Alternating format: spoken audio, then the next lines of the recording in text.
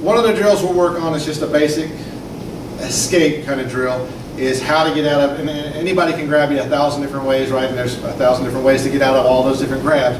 But here's one real simple technique that I like to teach for people. So this would be coming from a same side grab. If they reach across, like we're looking at each other in the mirror, and reach across and grab same side. So the weakest point of her grip would be between her thumb and her middle finger right there, right? That's the gate I want to open, right? So the first way I would tell people to practice this at home, if you're doing this, is just lead with your thumb and twist. Don't take the widest part of your wrist through there, but twist the skinny part of your wrist and bring that thumb to your opposite shoulder. So what a lot of people want to do, a natural reaction is if someone grabs me, is I want to tug of war it, right? I want to pull against them. But you got to think in a more realistic type scenario. If this person's brave enough to put their hands on me, they're an attacker. It's probably going like the opposite here. It's probably me trying to grab her because I'm bigger, I feel like I'm stronger, so I'm more likely to win that tug of war if I grab her, right? So for this situation, if I grab, reach straight across, she just wants to take that, lead with the thumb and twist it, pull it straight across to her opposite shoulder. Just think about that first, okay?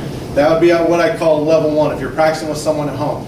Level 2 then is do what she did there with her foot, right? So whatever shoulder she's taking her hand to, take that foot and step back. Step back with your whole body. Turn your hips with it and everything. Don't leave your hips facing them.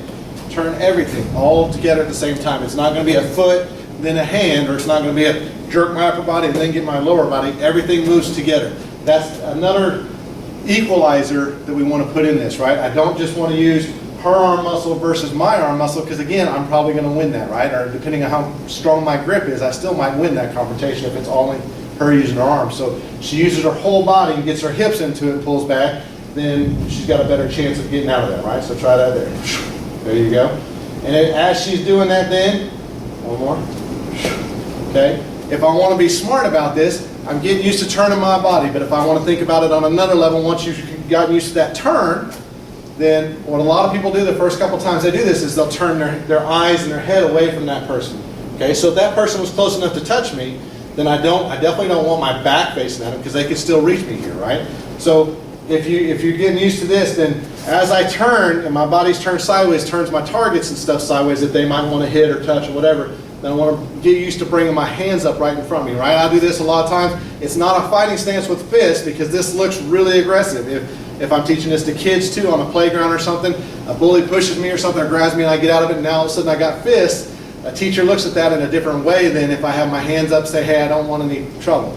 Okay, teacher looks at me with fists and they're like, oh, you're in detention or something. Teacher looks at me like this, they're paying more attention to what's going on here, what's bugging this kid, okay? So this is a situation I want to get used to, and because a lot of what might follow up next might be me attacking him and getting back at him, well, we work on palm heels instead of punches because that's safer for me, right? So all of a sudden I got my hands open, so I'm ready to go. If I had to attack and hit at her or hit at him, okay, I'm ready for it. Okay, but this shows people around me too that something's going on that I don't care for. Right? Turn your body sideways. So she's doing that same thing, escaping out, stepping back, and then getting her hands up.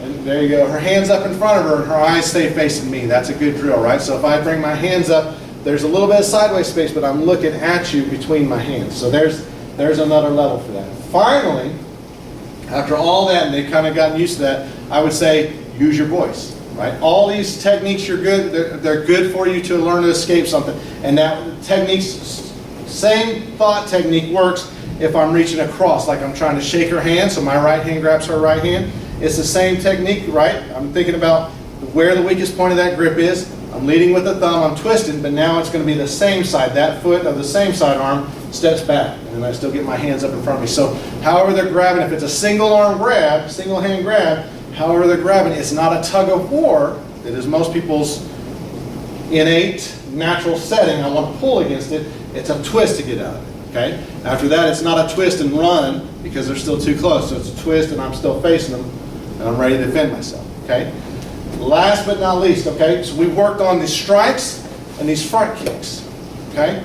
If somebody is stupid enough to put their hand on you and they grab, more likely than not in a lot of situations, they're not just going to stand still and grab at you and try to intimidate you. They're trying to pull you along with them, That twist becomes a lot harder to do, doesn't it? Right, as you're moving. Right. So if you're thinking about this, and I'm trying to stay in the camera's view here, but as we're doing this, and I start pulling, then I would say look for whatever target you've got. You've got this. You got both feet still available, and you've got that hand still available. So if I'm up here, here's my face right here. I want you to nail that with your face, with your palm. There you go. There you go. There. I don't know if you see the targets down lower, then kick. You got a groin or a stomach target you can go for, then kick. So this is a harder one to practice at home with someone. Maybe they've got a target or a shield, or maybe they just got a couch cushion or something, a couch pillow they can grab onto and hold. But I would suggest that. Put it in a more realistic situation, right?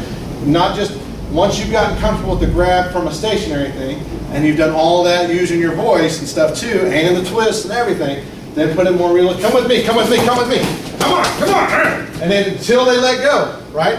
At some point, her strike's going to get enough damage done to me to be distracting enough, hopefully, that I let go. And once I let go, then she needs to create that space. I'm not saying run necessarily, but at least give yourself some distance, right? If you can run, you've got an exit strategy, then run. But if not, then just at least give yourself some space and be ready for what's coming next, okay? And now you've already proven yourself as an opponent to this person, and I'm not going to sit still and be a victim, right? So remember all that and add the voice in. So we'll do it one more time, and this time she's going to be loud. I don't care what you say. Get used to saying something, but I would put some thought into it. If you haven't ever thought about it before, what phrases might catch people's attention that are surrounding you, right?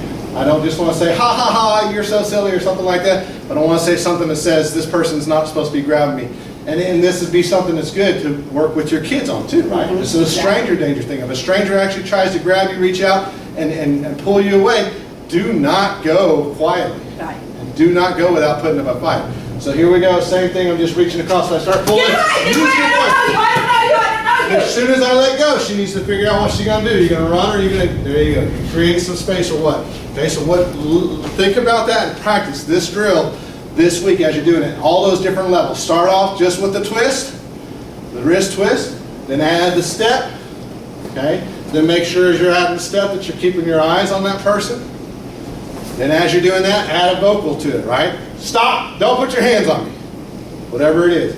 After all that, then put a little more realism to it. Maybe it's not just the grab and we're standing still, maybe it's they're pulling. So think about all those different things. We can add more things to it later on in class if you come to try one of the weekly classes, but that's a fun little drill you can do even at home. Hey there, I hope you enjoyed that video. If you'd like more information for more videos that we produce, please check out ninjafit.com, and there's ways for you on that page to follow us, friend us, subscribe to us.